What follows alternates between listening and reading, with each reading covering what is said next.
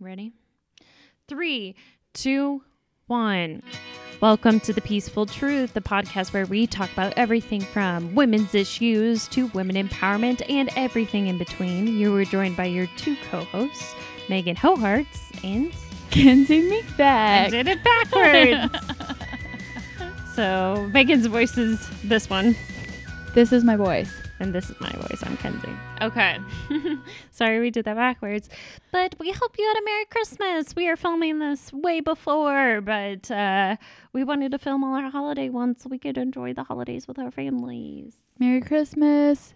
Happy New Year. Happy New Year. It's 2018. No, it's not. It's the 28th of December for them. Oh, it's the 28th of December. So almost Happy New Year. Goodbye, 2017. How did you feel about 2017 in general? Personally, best year of my life. In the world, worst year of the world. Yeah. I would say mine was a good year because I achieved a lot of things I wanted to. Yep, me too. Yeah, we both did. So overall though, Meg, what are your thoughts on New Year's Eve goals, like resolutions? What do you think about them?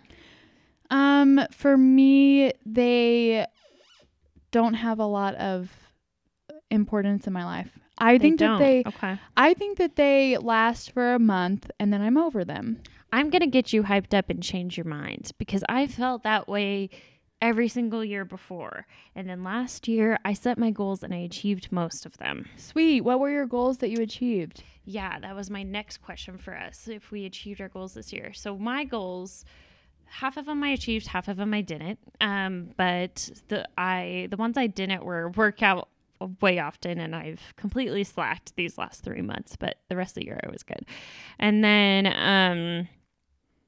then my other goals were to start a podcast. Oh, girl, you did that. Which I did. I've been wanting to do this probably since August or maybe even longer, like since 2015. I think I've wanted to start a podcast. So finally did that in 2017 and did it well with Maggie. And then I wanted to start a YouTube channel, which we kind of did because we upload the podcast onto YouTube.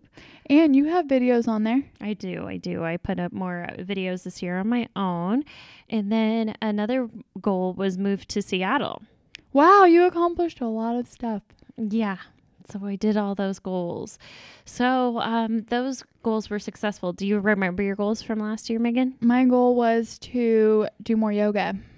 I feel like I did that. There you go. Yoga is like a legit side hustle now. Yeah. So, we're having a cat fight. There's a cat fight down here, literally. So I used to feel like the same way, like resolutions are kind of stupid, but then I was like, you know what? Like it's kind of refreshing and like a new beginning to feel like, you have like a new start, a new year, you can be a new person and you can achieve something great with that year. That is really true. And I think what feels refreshing to me. What frustrates me about New Year's goals is that they're so extravagant and so elaborate, and then they're hard to meet. Like, I was telling myself, oh, this year my New Year's resolution is to never eat meat. Is that realistic? No, because there's going to be times where I'm rushing around like crazy and I need to go get a burger from Burger King. You know what I mean? I think choosing attainable goals is another way to do New Year's. Yeah, so instead of being like, I'm never going to eat meat, be like, I'm only going to eat meat when I am 10 minutes late to my next meeting and have to go to Burger King. I think Chelsea kind of made me enthusiastic because she likes New Year's resolution goals and because she's a goal setter. And last year we spent New Year's Eve together. And so we like sat down in like a bar and we were writing down our goals in a planner. So what was her goal? I don't know. I'm the worst sister. I'm sure she accomplished literally all of them. Yeah, like working out and eating healthy and all that stuff. And then whenever you make a workout goal, maybe it's not, I'm going to work out every single day at 4 a.m. Yeah. It's like, no, sure. I'm going to work out 3 times a week. For sure. So I thought that we could talk about our personal goals for this next year. What are some of your goals? I think going back to what I said, I want to eat less meat than I do now. And so maybe I only eat meat once a week. There you go. That's a good one. I feel better. My stomach feels better. I don't feel like crap. I don't feel like I have like a 5,000 pound weight in my stomach. That's a great goal. I think that's an achievable one as well. Thank you. What is your goal? I have a few. One, I wanted to choose another athletic event to work toward. Oh, that's a good one, girl. Because what motivated me to get really in shape that summer was choosing Hotter in Hell, if you didn't listen to that podcast, it was like a 100 cycling mile race ride sort of thing. So I want to set, and I did that. So I want to achieve maybe another athletic goal to keep me motivated for working out. I thought of another goal. Yes. So right now I teach vinyasa flow, and I also teach restorative yoga. Both great. And I have come to the conclusion, and it's been building up over the past couple of months, that I love vinyasa if I'm a student, but I don't necessarily like to teach it. And restorative, I love to teach. I also love to take as well, but I truly love to teach restorative. So my goal is to teach more restorative classes and then start to dwindle down on the number of vinyasa classes that I teach, since that's what makes me happy. Go for it. And then I only want to be a student of vinyasa. I like it. That's a good goal.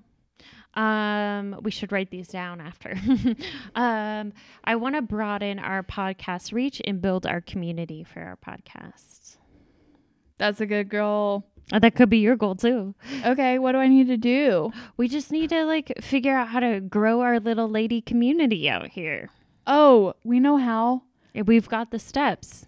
The first step, pause the podcast right now and go tell one friend who you think would find this podcast interesting. Yes, please. That would help. Yeah. And then I'm just going to brainstorm. I think we should have a meeting and just brainstorm ideas for the new year once we get back from our trip. Have to have monthly 1 hour business meetings. I love it. We will. Okay. That's another goal. I have another goal. So I'm going to buy the frankincense essential oil, and it's so good for the face. And girl, we're getting up there in age. Not you, but me. I'm getting up there in age. Speak for yourself. I got to work on those crow's feet. I got to work on the crow's feet around the lips. Take a little frankincense oil, dap it on the face, dap it around the eyes. She's motioning how you do it. Never see crow's feet again. Okay, let's go for it. Let's go for that. Are we supposed to use it every day? Every night before bed. Okay, another thing to use. Another thing. Keep adding it. Another thing to make me even more greasy than I already am. Gross. Okay, another one is, and this could be yours too, start a personal website for my own work that I do for videography and for the podcast. I love how Kenzie's giving me goals. This should also be your goal. I'm managing your life. I've now taken over. I'm now your manager. Megan, you should also have this one, okay? Write it down.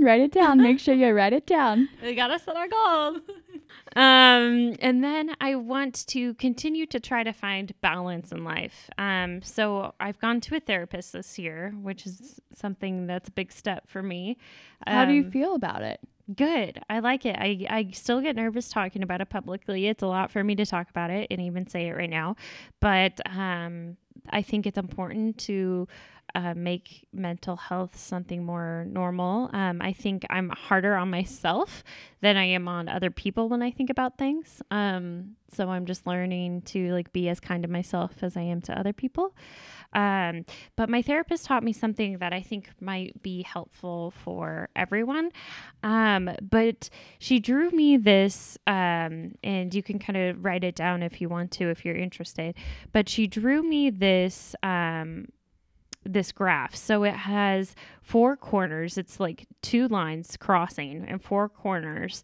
And one says something that's away, something I want to be like. And so it's pointing toward the left in the middle of the paper. It says away from my goals, and that's one line.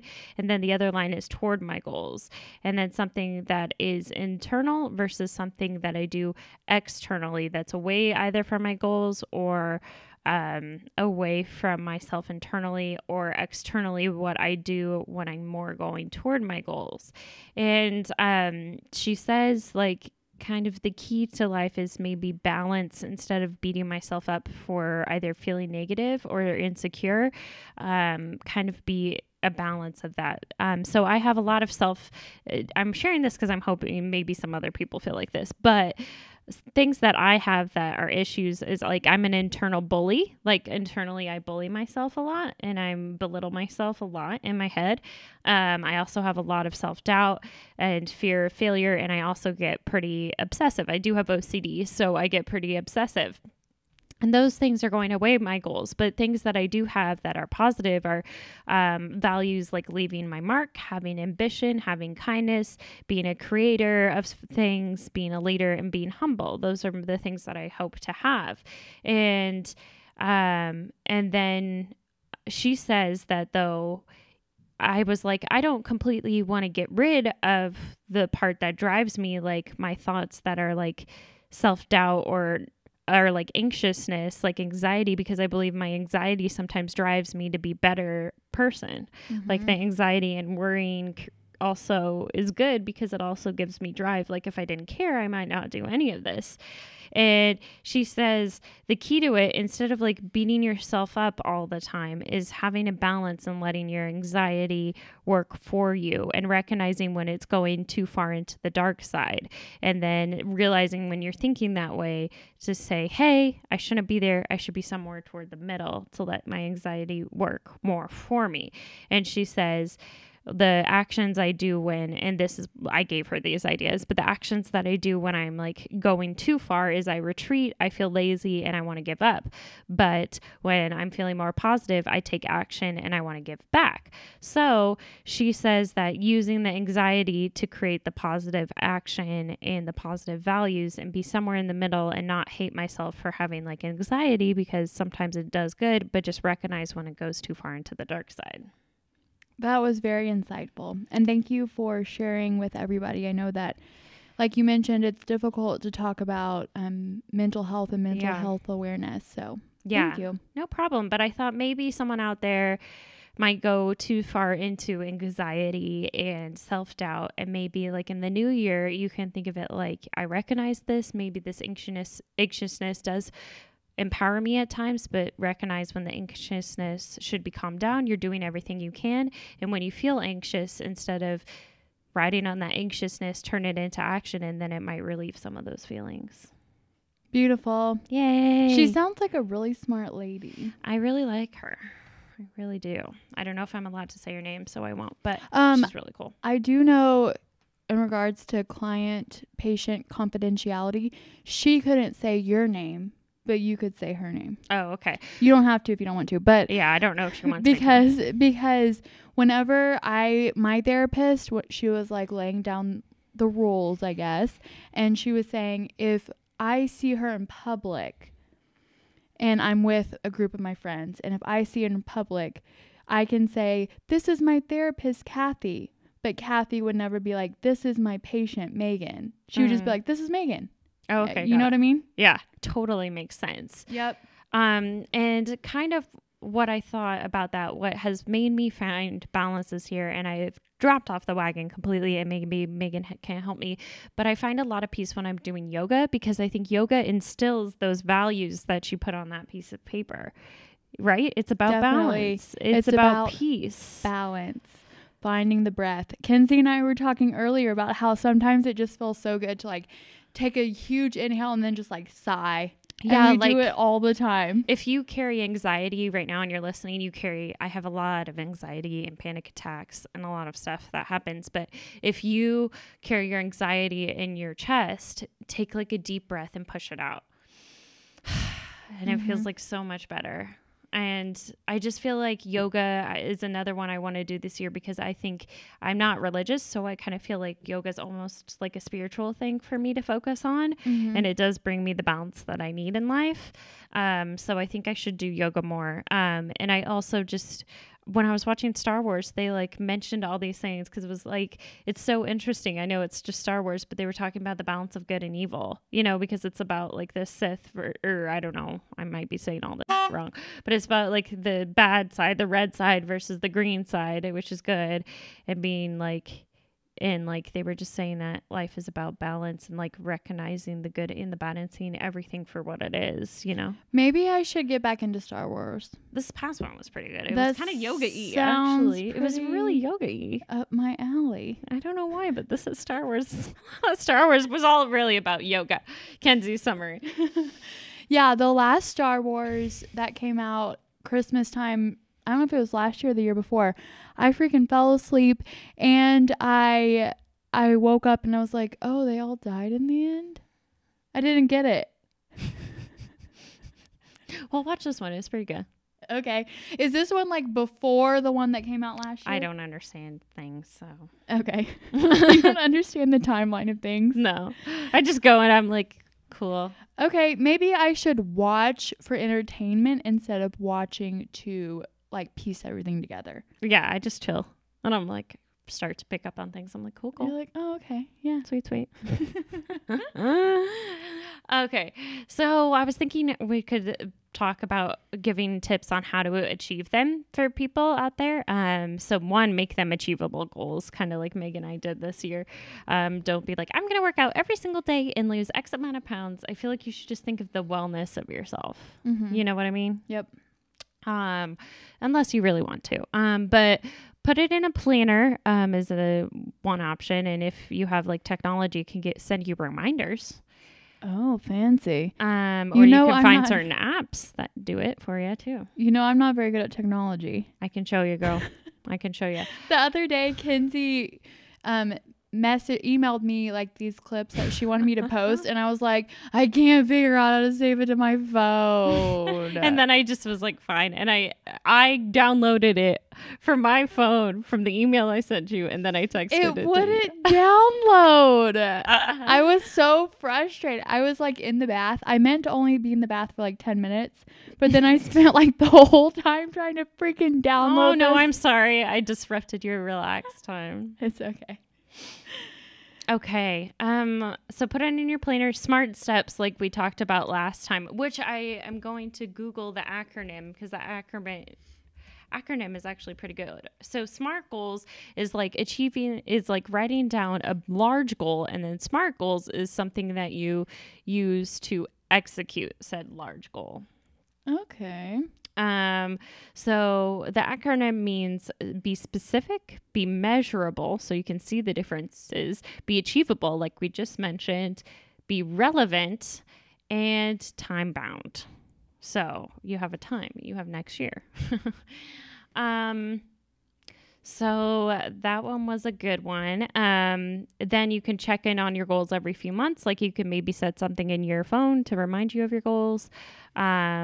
Another good tip I have is surround yourself with people that are a positive influence on your goals, that are going to uplift you to achieve them and not bring you down. That's how you should like live your life anyway, I think. But that's how you should live every day. And then act. So don't just think about it. Maybe put it into action. Just take one step. Like our podcast, like we took it step by step, and here we are. Ta-da! 27. This is our 27th episode. So now we have our quote, or no, we have our positive thing first. So what's our positive thing? It's Chelsea's birthday. Happy birthday to our New Year's Eve, baby, Chelsea. She was born on December 31st. What time? I don't know. 1 a.m.? Yeah, I don't think she was actually close to the turn of the new year. I think she was like more in the middle of the night of the year, the day before. But December 31st is the most awesome birthday you could ask for. Oh, it's so cool. But it does get kind of overshadowed by Christmas. Does she hate it or love it?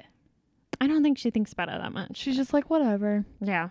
But she's so not into herself. She's so humble. She is a humble person. She's an extremely humble person. Yeah, so I don't think she cares. Whereas if you or I, if it was our birthday, we'd be like, it's our birthday. That's how me and Megan are.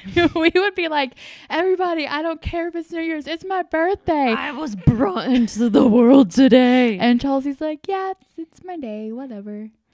It's true. So here's our quote. It's kind of funny. It's actually from Catherine O'Hara. She was an actress we just talked about in the previous episode. She says, I know I'm lazy, but I made myself a New Year's resolution that I would write myself something really special, which means I have till December, right? Okay. Well, we love you guys. Thanks for listening and Happy New Year. Happy New Year. Do something special for yourself, ladies, and work hard this year. Bye. Bye.